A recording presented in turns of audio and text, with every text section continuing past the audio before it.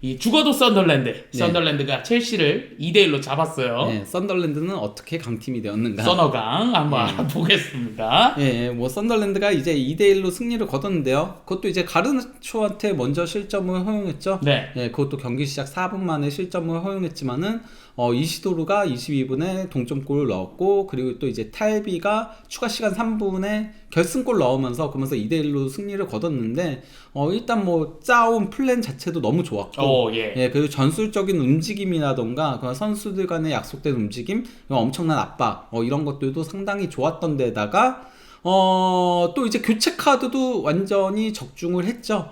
예, 그 교체 투입된 선수들이 다 제 몫을 했어요. 브로비도 탈비의 골에 관여를 했고, 네. 그 2대1로 버텨내면서 패스를 준 거잖아요. 예, 그리고 탈비는 마무리를 지으면서 교체 투입된, 그러면서 교체 카드도 매우 적절했다. 3장밖에 쓰지 않았지만, 그렇죠. 이 3장이 다 적절했다라고 할 수 있겠는데요. 먼저, 요즘 트렌드. 롱스로인. 세트피스와 롱스로인. 이거는 저희가 이제 영상을 한번 찍었죠. 사람들은 많이 보지 않았지만은, 요즘 왜 세트피스와 롱스로인이 대세인가에 대해서, 한번 올렸는데, 이번 라운드도 사실 세트피스와 롱스로인이 지배한 라운드예요. 그 영상은 언젠가는 뜨지 않을까 생각합니다. 계속 이런 장면들이 나오면. 계속 그러면은. 예. 동점골이 롱스로인에서 나왔죠. 무키엘레가 이제 롱스로인을 던져줬고, 여기서 이제 그 헤더 경합에서 뒤로 흘러나온 거를, 여기서 근데 사실 네투가 좀 아니랬죠. 그러니까 베르트랑 트라오레를 막았어야 되는데 완전히 놓쳤죠. 이렇게 돌아갈 때 그냥 냅두고 있었고, 그래서 이제 베르트랑 트라오레가 슈팅 가져간 게, 이게 이 선수 맞고 튀어오른 거를 이제 그 이시도르가 발을 쭉 뻗어가지고 골을 넣은 거였습니다. 그렇죠. 그러면서 동점골을 넣었는데, 그러고 나서도, 그리고 사실 이 경기에서 썬덜랜드의 일단 하이 블록에서의 압박이 정말 예술적이었어요. 그러다 보니까 첼시가 후방 빌드업을 하는데 굉장히 괴롭혔거든요. 그러니까 뭐 계속 라인 이 사이를 압박을 통해서 막아내면서 패스 경로를 막아내는 장면들이 있었고요. 이게 그러니까 한 시퀀스거든요. 한 시퀀스, 여기서 이제 패스 갈 때 이쪽으로 가면서 압박을 들어가고, 그때 이제 여기 있는 선수가 골키퍼 방향으로 이렇게 압박을 가가지고, 여기서 결국 로베르토 산체스가 킥미스를 범합니다. 킥미스를 범하면서 소유권이 이제 그 썬덜랜드 쪽으로 넘어왔었고요. 그리고 여기 이제 수비 쪽에서도 기회만 생기면은 전진을 하면서 수적 우위를 순간적으로 공격 쪽에 가져가는 거죠. 기본적으로는 여기가 이제 선발 라인업을 보면 아시겠지만은 5-4-1이었거든요. 5-4-1로 나왔지만은 필요할 때마다 수비 쪽에서도 특히 발라드가 상당히 공격적으로 올라가면서, 무키엘레도 상황에 따라서, 그리고 또 이제 헤르트루이다도, 사실 이 두 선수는 풀백 두 선수잖아요. 실제 풀백을 도리어 더 많이 썼던 무키엘레 같은 경우는 그런 선수들이다 보니까 전진을 하면서, 그러면서 순간적인 수적 우위를 가져가는 거죠. 여기서 이제 그 상대 미스를 발라르드가 가로채가지고 그대로 이제 쭉 치고 올라가는 거예요. 그래서 거의 공격형 미드필더 지역까지 치고 올라오니까 쿠쿠렐라가 신경을 쓸 수밖에 없잖아요. 아예 저지가 안 됐군요. 왜냐면 센터백이 이렇게 올라올 거라고 생각을 안 하니까. 거기다 발라르드도 상당히 이제 좋은 드리블을 보이면서, 그러면서 여기까지 공격형 미드필더 지역까지 오니까 쿠쿠렐라는 신경 쓰다가 트라오레가 침투해가는 거를 못 막은 거죠. 그래서 여기서 패스가 트라오레한테 가가지고 공격이 전개되는 장면이 있었습니다. 그리고 기본적으로 로우 블록을 했다고 했잖아요. 그래서 이제 5-4-1을 굉장히 촘촘하게 세웠거든요. 이렇게 촘촘하게 세우면은 상대 입장에서 이걸 뚫기가 쉽지 않은데, 그렇다고 해서 수동적으로 그냥 이렇게 두 줄만 한 게 아니에요. 상황에 따라서, 상대 패스에 따라서 바로 이제 빠르게 압박이 들어가는 거죠. 그래서 이제 여기 빌드업을 갈 때 바로 이제 압박 들어가고, 그러면서 상대 미스를 유발해서 그대로 연결되니까, 여기서 이제 한꺼번에 4명이 동시에 달려가면서 순간적인 수적 동률을 가져가는 거죠. 4대4가 되는 거죠. 4대4. 속도감이 있었군요. 그리고 쿠쿠렐라는 또 트라오레를 못 쫓아가고.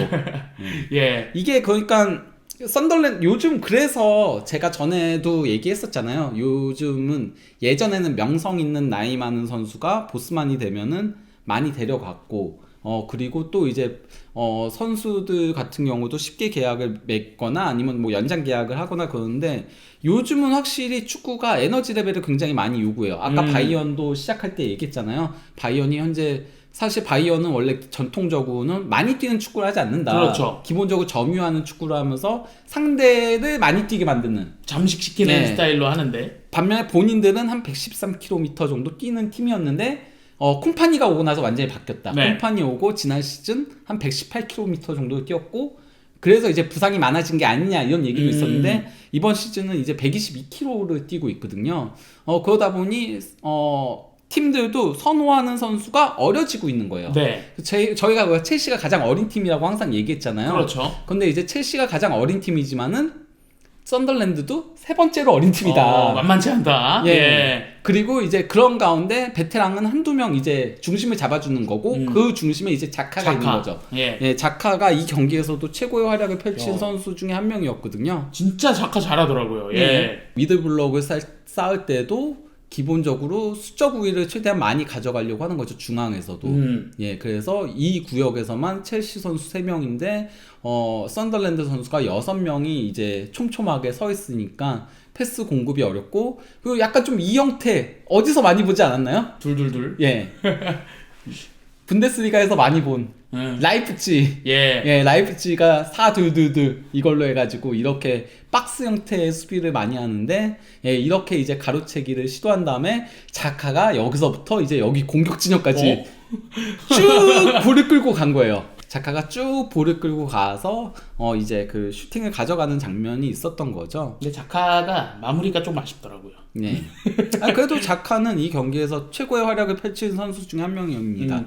뭐 다 잘했는데 마무리 빼고는 네. 다 잘했던 작가였어요. 그리고 이게 이제 마지막 골 장면인데 제어가 좀 아쉬웠죠. 첼시에. 일단 여기서 이제 헤르트루이다가 롱패스를 보낸 거거든요. 브로비한테. 뭐 그리고 브로비가 이제 2대1 상황에서 잘 지켜낸 것까진 그렇다 치는데 탈비가 달려갈 때 뭐 이때 간격이 벌어진 거야. 공격하던 상황이었으니까 첼시가 그것까진 이해가 가는데 그래도 산토스가 동일 라인이잖아요. 그러면 이 정도면은 따라갔어야 되는데 따라가는 게 늦었어요. 네. 그러다 보니까 간격이 벌어지면서 탈비한테 완전히 공간이 남게 된 거고 그러니까 브로비가 버티다가 패스 준 거를 이제 그 탈비가 마무리를 지은 거죠. 여기서는 이제 안드레이 산토스가 좀 아쉬웠다. 나이도 가장 어린 편에 속하는데 아니면 리스 제임스가 이렇게 좀 내려와서 도와줘도 되지 않았을까요? 뭐 그렇긴 하죠. 근데 어쨌건 간에 이게 역습 상황이니까 좀 어느 정도 무너지는 건 이해는 가요. 그렇죠. 이게 역습 상황에는 아무래도 이게 일단 상대의 위협을 막으려고 하다 보니까 여기 이제 이 2명을 막으려고 하다 보니까 그렇다고 하더라도 그래도 산토스가 너무 느렸어요. 쫓아는 멀리 갔어야 있긴 되거든요. 하네요. 갈수록 멀어지면서 그러면서 타이비가 마무리를 지었던 장면이라고 할 수 있겠습니다. 그렇습니다. 근데 썬덜랜드가 이 경기에서 승리한 원동력 중에 하나로 이제 매치 오브 더 데이에서는 결국 경합 승리를 뽑더라고요. 그러니까 전반적인 스탯은 그래도 기본적으로 첼시가 우위를 점했거든요. 네. 뭐 빅찬스는 동일했고 뭐 기대 득점도 그렇게 차이는 크게 나진 않았다고 하더라도 점유율도 컸고 유효 슈팅도 더 많았고 그랬는데 경합에서 썬덜랜드는 55대 45로 우위를 점했고 공중볼 경합에서도 거의 2배 가까이 63대 37로 크게 우위를 점했는데 첼시가 경합에서 밀렸던 게 결국은 썬덜랜드한테 지게 된 원인 중에 하나다. 그 썬덜랜드가 우위를 점했던 원인 중 하나다. 썬덜랜드는 정말 많이 뛰는 축구를 통해서 경합에서 이겨내는 축구를 통해서 사실 경기 내용이 썬덜랜드가 이번 시즌 아주 좋은 편은 아니에요. 경기력 관련된 지표들은 완전 좋은 건 아니지만은 질 경기를 비기고 비길 경기를 이기는 그런 힘을 만들어내고 있다라는 거죠. 사실상 굉장히 실용주의적인 뭐 효율적인 그런 축구를 하고 있다 이렇게 보시면 될 것 같습니다. 그러면서 이제 썬덜랜드가 승점 17점을 획득을 한 건데 프리미어리그 9라운드 기준 승점 17점 이상을 획득한 팀이 여태까지 강등된 적은 단 한 번도 없답니다. 그러니까 썬덜랜드는 잔류할 가능성이 매우 높아졌다. 가능성이 높지만 최초가 될 수도 있으니까 좀 방심은 해서는 안 되겠죠. 그렇습니다. 그리고 또 이제 썬더랜드가 9라운드 기준 승점 17점을 획득한 거는 이제 뭐 승격팀 기준으로는 공동 6위라고 할 수 있고요. 네. 예, 근데 이제 좀 과거의 기록들이 많아요. 그러니까 헐시티 2008-09 시즌에 20점 이후 가장 높은 승점. 최근에는 네. 과거에는 프리미어 리그가 그렇게 막 그러니까 강팀이 정말 강하고 약팀이 정말 약하고 뭐 이런 게 그 챔피언십에서 승격하는 팀들이 바로 강등되거나 하진 않았었거든요. 그렇죠. 항상. 근데 이제 최근에는 이 프리미어 리그랑 챔피언십의 격차가 벌어지기 시작하면서 워낙 프리미어 리그가 돈이 모이다 보니까 자본이 모이다 보니까 그래서 최근에는 연달아서 승격팀들이 그대로 강등됐었잖아요. 그렇죠. 예, 그러니까 이런 점을 고려하면 썬더랜드가 정말 대단하다. 근데 썬더랜드가 이럴 수 있는 것도 사실 엄밀히 따지면 자본의 힘이긴 하다. 그렇죠. 돈 많이 썼죠. 그 썬더랜드 구단주가 좀 재밌는 사람이잖아요. 응. 예, 20대 말인가 30대 총가 뭐 근데 마르세유 예전에 구단주의 그 아들이거든요. 네. 예, 아들인데 갑자기 이름이 기억 안 난다. 아무튼 되게 유명한 사람이에요. 그 사람이 그 팀을 인수한 게 죽어도 썬더랜드 다큐로 인수를 했거든요. 예, 엄청난 갑부 집안인데 어쨌건 간에 예, 뭐 그렇습니다. 썬더랜드의 구단주는 키릴 루이드 페리스, 레피스, 후안 사르토니. 드레피스요. 드레피스 가문이거든요. 예. 굉장히 유명한 가문인데, 예, 어쨌건 간에 그 가문의 젊은 자식이 이제 어머니가 마르세유 구단주였거든요. 예전에 이제 마르세유 챔피언스리그 우승하고 했을 때 구단주였는데, 그 아들이 이제 재산을 물려받아서 썬더랜드를 인수해가지고 굉장히 많은 이적료를 썼죠. 이번 뭐 여름에 이적료 지출이 4위가 되나 그런 걸로 알고 3천억 좀 넘게 쓴 걸로 알고 있는데. 네, 예. 그렇게 많이 썼기 때문에 그러면서 이제 좋은 선수들을 영입해서 그러니까 자카도 데려올 수 있었던 거죠. 뭐 자카 영입에 이적료가 많이 든 건 아니지만은 꼬시려면은 자카급 선수를 꼬시려면은 결국 프로젝트를 보여줘야 되거든요. 그렇죠. 우리 팀에 얼마나 가능성이 있는 팀인지, 비전이 있는지. 예. 그걸 보여줬기 때문에 그래서 영입도 굉장히 잘했다 썬더랜드가. 예, 그래서 이번 시즌 굉장히 잘하고 있는 거다라고 할 수 있겠죠. 죽어도 썬더랜드 시즌 2 네. 지금 보여주고 있어요. 예. 시즌 3죠 만약에. 시즌 3 예. 예, 근데 죽어도 썬더랜드 또 다큐 나와야 되지 않을까 싶긴 해요. 예, 지금 그가 보여주는 것도 센세이셔널하고 사실 많은 그 미국 쪽 스타들이 요새 축구에 많이 투자하는 것도 그냥 뭐 예를 들면은 이제 스눕독도 그렇고 뭐 이제 뭐 NBA 선수들도 뭐 르브론 제임스도 리버풀 소수 지분 가지고 있고 뭐 KD도 있고 KD도 에버튼 지분을 좀 가지고 있고 이런 것들이 물론 뭐 이제 그 스타들이 그걸 통해서 또 다른 이제 선수 이후에 그런 것들을 생각하는 것도 있긴 하지만은 또 이제 죽어도 썬더랜드를 보면서 감명을 받아서 그런 경우들도 많다라고 하거든요. 네. 예, 그때 이제 코로나 시기 때 라스트 댄스가 엄청나게 유행을 했고 마이클 조던의 그리고 또 이제 죽어도 썬더랜드가 엄청나게 유행을 하면서 그래서 이제 그 웰컴 투 렉섬 있잖아요. 네. 라이언 레이놀즈가 이제 구단을 운영을 하고 있는데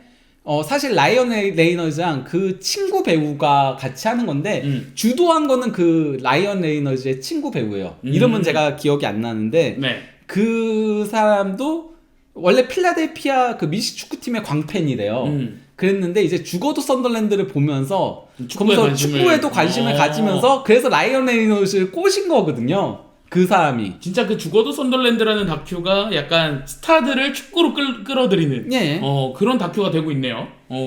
신기합니다. 예. 아무튼 뭐 그렇기 때문에 죽어도 썬더랜드 시즌 3가 나와야 되지 않을까 싶긴 합니다. 그렇습니다. 예. 그리고 이제 썬더랜드가 런던 팀한테 강합니다. 네. 예. 그러니까 물론 뭐 2018년 때에 이제 강등되고 뭐 그러긴 했었지만 어쨌건 2018 이래로 4월 이래로 런던 팀 상대로 14경기 원정에서 원정 무패 행진을 이어오고 있고요. 이번 시즌도 런던 팀한테 이기거나 패하진 않았어요. 웨스트햄한테 3대0 승리, 이건 홈이었지만요. 네. 그리고 브렌트포드한테도 2대1 승리, 이것도 홈이었지만요. 그리고 크리스탈 팰리스 원정에서 0대0 무승부, 예, 그리고 이번에 첼시 원정에서 2대1 승리, 3승 1무를 기록 중에 있는 거죠. 네. 그러니까 그 런던 팀 킬러로 자리 잡고 있다라고 하겠습니다. 네. 첼시는 가르나초가 골 넣었다고 말씀을 해주시는데 그 이후에 바로 그 가르나초 특유의 오른쪽 했죠? 예, 네, 우중간으로 날아가는 홈런. 예. 네. 그거 보고 너무 웃겼습니다.